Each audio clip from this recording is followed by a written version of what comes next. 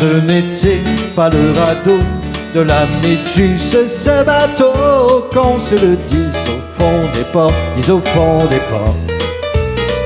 Ils naviguaient en père Pénard sur la grande mare de Cana et s'appelaient les copains d'abord, les copains d'abord.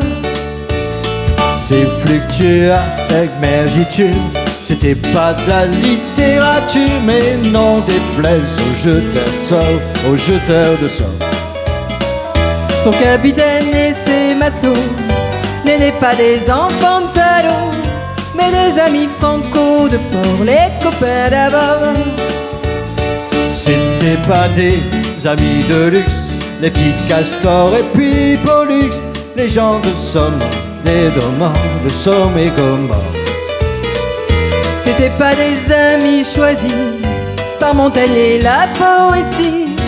Sur le ventre ils se tapaient fort, les copains d'abord. C'était pas des anges non plus, l'évangile il l'avait pas lu, mais s'il savait toutes ces voiles dehors. Jean-Pierre, Paul et compagnie, c'était leur seule littératie, leur credo, leur confité, oh copains d'abord.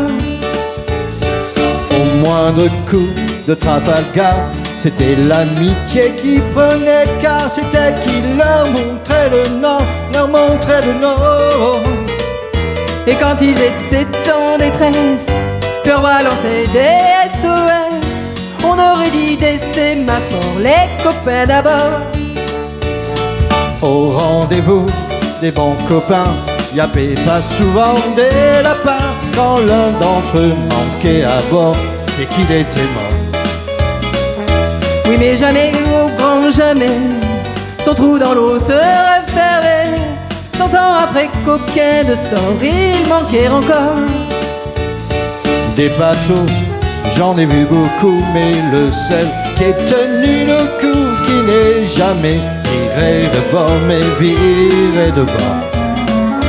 Naviguer en père Pénard sur la grande mare des Canards, ils s'appelaient les copains d'abord, les copains d'abord.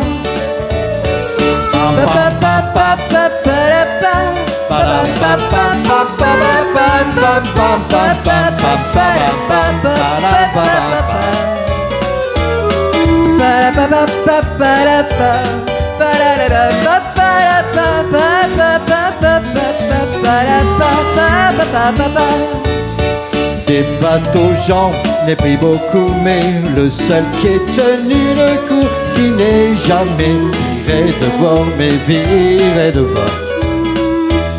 Naviguer en père Pénard sur la grande mare des Canards et s'appeler les copains d'abord, les copains d'abord.